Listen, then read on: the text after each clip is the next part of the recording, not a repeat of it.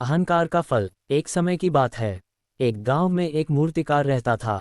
मूर्तिकला के प्रति अत्यधिक प्रेम के कारण उसने अपना संपूर्ण जीवन मूर्तिकला को समर्पित कर दिया था। परिणामतः वह इतना पारंगत हो गया था कि उसकी बनाई हर मूर्ति जीवंत प्रतीत होती थी। उसकी बनाई मूर्तियों को देखने वाला उसकी कला की भूरी भूरी प्रशंसा करता था। उसकी कला के चर्चे उसके गांव में ही नहीं, बल्कि दूर दूर के नगर और गांव में होने लगे थे। ऐसी स्थिति में जैसा सामान्यतः होता है, वैसा ही मूर्तिकार के साथ भी हुआ। उसके भीतर अहंकार की भावना जागृत हो गई। वह स्वयं को सर्वश्रेष्ठ मूर्तिकार मानने लगा। उम्र बढ़ने के साथ जब उसका अंत समय निकट आने लगा, तो वह मृत्यु से बचने की युक्ति सोचने लगा। वह किसी भी तरह स्वयं को यमदूत की दृष्टि से बचाना चाहता था, ताकि वह उसके प्राण न हर सके। अंततः उससे एक युक्ति सूझ ही गई। उसने अपनी बेमिसाल मूर्तिकला का प्रदर्शन करते हुए 10 मूर्तियों का निर्माण किया। वे सभी मूर्तियां दिखने में हूबहू उसके समान थीं। निर्मित होने के पश्चात सभी मूर्तियां इतनी जीवंत प्रतीत होने लगी कि मूर्तियों और मूर्तिकार में कोई अंतर ही ना रहा। मूर्तिकार उन मूर्तियों के मध्य जाकर बैठ गया। युक्तिनुसार यमदूत का उसे इन मूर्तियों के मध्य पहचान पाना असंभव था। उसकी युक्ति कारगर भी सिद्ध हुई। जब यमदूत उसके प्राण हरने आया, तो 11 एक सरी की मूर्तियों को देख चकित रह गया।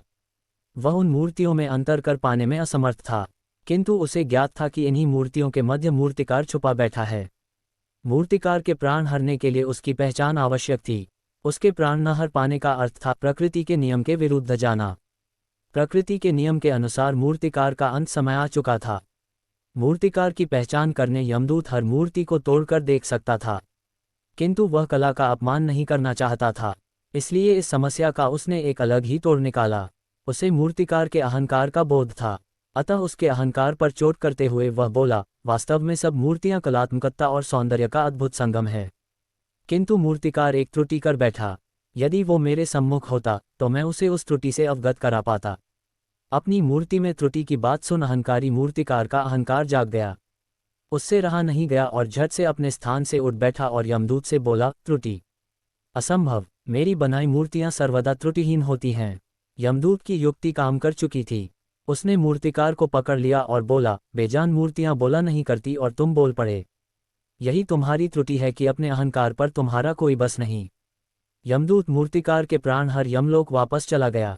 सीख: अहंकार विनाश का कारण है, इसलिए अहंकार को कभी भी खुद पर हावी ना होने दें। वीडियो अच्छा लगा हो तो कहानियों का पिटारा चैनल को सब्सक्राइब करें, लाइक करें।